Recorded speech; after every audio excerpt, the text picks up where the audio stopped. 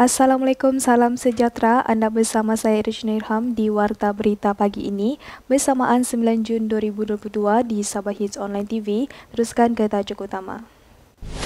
Program Jerayawara Keluarga Malaysia PEKA diadakan di Ranau. Pengambilan pelajar akan dibuka pada Julai 2022. Al-Quran diterbitkan dalam bahasa dusun Bundu Liwan.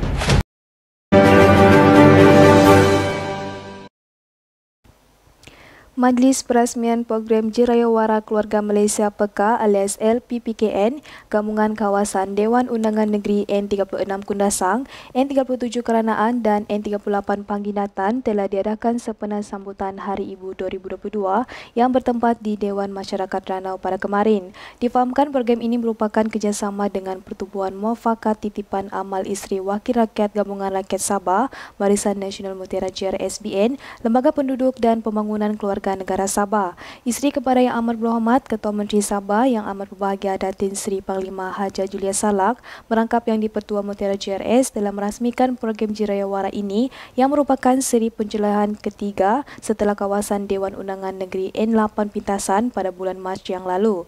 Dan program ini akan menjelajah ke seluruh negeri mengikut kawasan Dewan Undangan Negeri yang telah dipilih bagi memberi manfaat kepada rakyat negeri Sabah dalam pembangunan dan pengukuhan institusi kekeluargaan. Program itu juga telah diwakili oleh wanita-wanita daripada 3 kawasan DUN iaitu Adun Pengingatan, Kundasan dan Keranaan. Selesai saja program LPPKN, beliau turut melawat IKS MAT yang terletak di Ranau.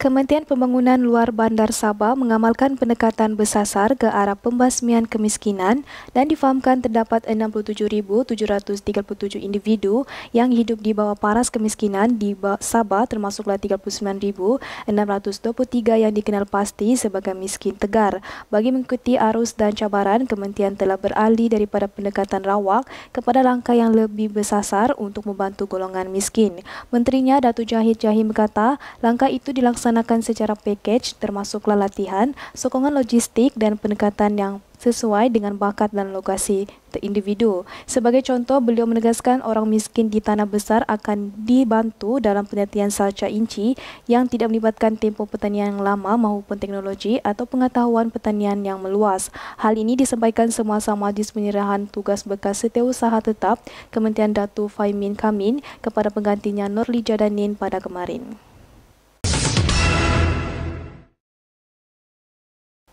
Penduduk Sabah khasnya di daerah Tawau akan berpeluang menyaksikan penyelidikan fenomena gerhana matahari hybrid pada April tahun hadapan dan daerah Tawau dikenal pasti sebagai lokasi strategik gerhana matahari separa pada tahun depan.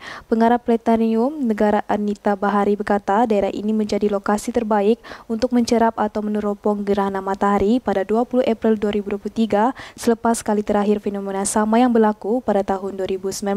Difahamkan gerhana matahari hybrid ini jarang berlaku serta dunia akan mengalami fenomena gerhana matahari penuh, gerhana matahari Arunus dan gerhana matahari separa.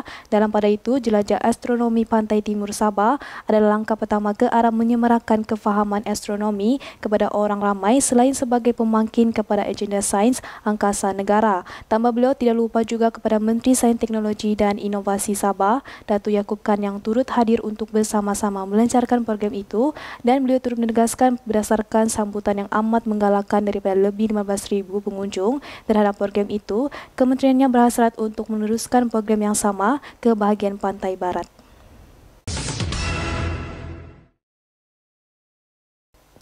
Muafakat Titipan Amal Isteri Wakil Rakyat Gabungan Rakyat Sabah Barisan Nasional Mutiara JRSBN diharap dapat terus menjalinkan kolaborasi pintar dengan agensi-agensi kerajaan seperti Lembaga Penduduk dan Pembangunan Keluarga Negara dalam memperkukuhkan institusi kekeluargaan termasuklah di kawasan luar bandar. Timbalan Ketua Menteri Datuk Dr. Joakim Gusalam yang juga ahli Dewan Undangan Negeri Kundasang berkata, kolaborasi bijak di antara LPPKN dan Mutiara JRSBN ini dilihat sebagai platform G2 yang dapat menjadi pemancu kepada kekuatan institusi kekeluargaan yang berfokus kepada masyarakat di daerah ini sekaligus memberikan ilmu pengetahuan dan pengalaman baru kepada mereka yang menguruskan hal-hal keluarga masing-masing. Dan program yang telah dirancang ini akan memberikan impak yang besar kepada masyarakat secara amnya secara para peserta program tersebut. Kembali selepas ini. Hai kepada yang berbakat di luar sana, kami di Sabah Hits kini sedang mencari seorang penyampai berita yang fasih berbahasa Melayu, berminat dalam bidang kewartawanan. Serahkan bakat Anda di Sabah Hits Online TV. Mungkin Anda adalah yang kami cari. Untuk maklumat lanjut, boleh menghubungi kami terus ke nomor yang tertera.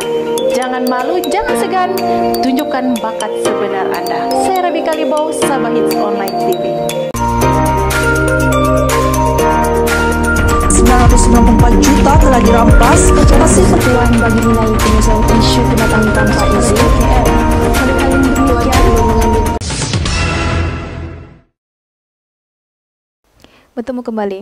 University College Sabah Foundation UCSF, anak syarikat milik penuh kumpulan Yayasan Sabah, kini menawarkan beasiswa berjumlah 3 juta kepada 100 pelajar pertama dalam kategori B40 yang mendaftar untuk pengambilan Julai 2022. Difahamkan pelajar yang layak bakal menerima tajahan yuran, pengajian dan asrama serta allowance. Pembangku Naib Kansela UCSF, Prof. Dr. Junail Nasulehan berkata, UCSF yang ditubuhkan pada 2014 menawarkan program diploma dan ijazah sarjana muda yang diiktiraf oleh Agensi Kelayakan Malaysia, serta UCSF akan mengadakan sesi temu duga terbuka bagi pengambilan Julai dan September di lokasi terpilih untuk pelajar-pelajar lepasan SPM dan STPM yang ingin melanjutkan pelajaran.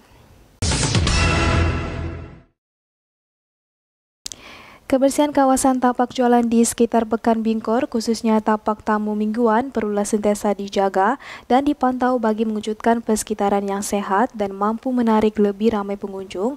Amalan tersebut bukan saja dapat menyedapkan mata pemandang, malahan juga boleh mengekalkan udara yang baik di kawasan berkenaan. Anut Bingkor yang berhormat Datuk Robert Tauhid berkata, hal ini akan terus berusaha mendapatkan peruntukan bagi membaik pulih dan menaik taraf persekitaran kawasan perniagaan itu agar lebih susun dan selesa. Beliau turut menyeru agar persatuan itu dapat menyusun atur tapak-tapak jualan yang sedia ada dengan menggunakan zon bagi jualan bandel, jualan ikan, sayur-sayuran dan bahan jualan yang lain agar kelihatan agak teratur berbanding ketika ini. Kembali selepas ini. Hai kepada yang berbakat di luar sana, kami di Sabah Hits kini sedang mencari seorang penyampai berita yang fasih berbahasa Melayu, berminat dalam bidang kewartawanan. Serahkan bakat Anda di Sabah Hits Online TV. Mungkin Anda adalah yang kami cari. Untuk maklumat lanjut, boleh menghubungi kami terus ke nomor yang tertera. Jangan malu, jangan segan, tunjukkan bakat sebenar Anda. Saya Rabi Kalibau, Sabah Hits Online TV. 994 juta telah dirampas, masih peluang bagi menaiki penyelesaian isu penataan tanpa izin KL. Pada kali ini demikian mengambil. Bertemu kembali, 20.000 naskah terjemahan Al-Quran yang pertama di dunia diterbitkan menggunakan bahasa Dusun Bunduliwan. Naskah itu akan diwakafkan di seluruh Sabah dan penterjemahan dilakukan terdiri daripada 4 orang penterjemah tempatan yang mempunyai latar belakang pendidikan yang tinggi dalam bidang agama, berkemahiran dalam bahasa Arab dan berketurunan Dusun.